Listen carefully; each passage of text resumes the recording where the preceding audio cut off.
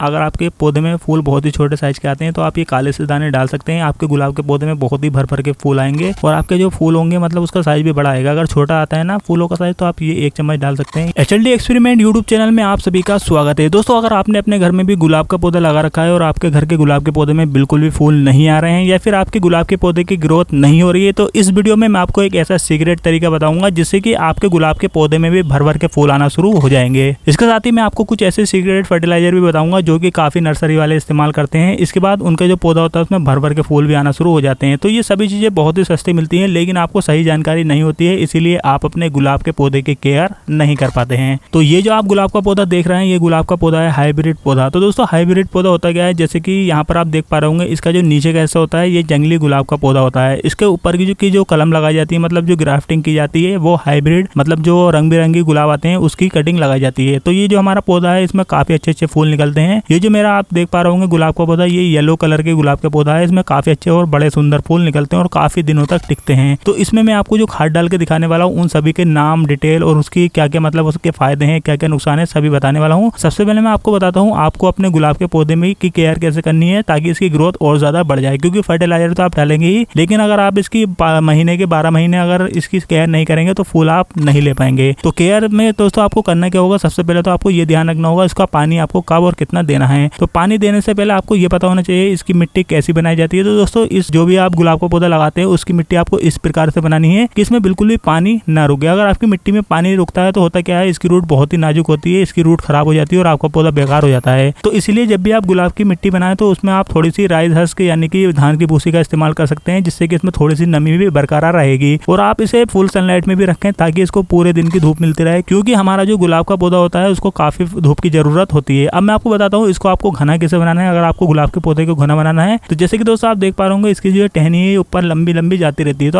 अगर आपको इसको घना बनाना है तो आपको क्या करना होता है, आपको इसको टॉप पे से यहाँ से कट कर देना होता है। जैसे कि आप इसको कट कर देंगे तो इसमें साइड ब्रांच निकलनी शुरू हो जाएंगी और जितनी ज्यादा इसमें साइड ब्रांच होंगी उतनी ज्यादा इसमें फूल आएंगे। तो ये आप केयर कर सकते हैं और इसके साथ ही मैंने आपको ग्रोथ बढ़ाने का तरीका भी बता दिया है। अब दोस्तों, मैं आपको एक सीक्रेट तरीका बताता हूँ। अगर आपका जो पौधा होता है उसमें गुलाब का फूल खिल गया है, गुलाब का फूल खिलने के बाद जब वो सूख जाता है तो आप उसको तोड़ के फेंक दीजिए, क्योंकि अगर आप उसको नहीं तोड़ते हैं तो आपकी जो पौधे की एनर्जी होती है वो फूल ही लेता रहता है। जैसे कि आप तोड़ेंगे आप तुरंत देखेंगे उसमें नया फूल आना शुरू हो जाएगा। तो इस टिप्स को आप जरूर अपनाएं और उसके बाद आप देखेंगे आपका पौधा जो है घना भी होना शुरू हो जाएगा और उसकी ग्रोथ भी बढ़नी शुरू हो जाएगी। चलिए अब मैं आपको बताता हूँ इस पौधे में हम कौन कौन से फर्टिलाइजर का इस्तेमाल करने वाले हैं। चलिए अब मैं आपको एक एक करके सभी फर्टिलाइजर डाल के दिखाता हूँ। तो दोस्तों, किसी भी पौधे में अगर आपको फर्टिलाइजर यानी कि खाद इस्तेमाल करनी है तो सबसे पहले आपको एक काम करना होता है। आपको क्या करना होता है, आपको मिट्टी की अच्छी तरीके से गुड़ाई करनी होती है। गुड़ाई करने के बाद जो साइड की मिट्टी होती है या तो आप इसको निकाल लीजिए या इस तरीके से ऊपर कर लीजिए। ये देखिए इस तरीके से हम मिट्टी को ऊपर कर देंगे, या फिर आप चाहें तो आप इसे बाहर भी निकाल सकते हैं एक साइड में करने के बाद, क्योंकि दोस्तों हम जितनी जड़ों के पास यहाँ पर खाद डालेंगे उतना ही जल्दी इसको बेनिफिट मिलता है। तो चलिए हम इस तरीके से मिट्टी को ऊपर चढ़ा लेते हैं। अब देखिए दोस्तों, सबसे पहला जो फर्टिलाइजर हम इस्तेमाल करने वाले हैं, ये देखिए दोस्तों, ये बहुत ही कमाल की चीज है। होता क्या है दोस्तों, कभी कभी आपने देखा होगा आपका जो गुलाब का पौधा होता है इसमें या तो फंगस लग जाता है या फिर चींटियां लग जाती हैं। तो ये जो आप देख पा रहे होंगे ये है हमारे पास नीम की खली। तो नीम की खली को हम 1 चम्मच डाल देंगे पौधे के हिसाब से, जितना बड़ा पौधा है। तो इससे दोस्तों होगा कि अगर हमारे पौधे में कभी भी जैसे कि फंगस या फिर चींटियां लगती हैं या फिर निमाटोड जो कि आपके पौधे की जो रूट होती है उसको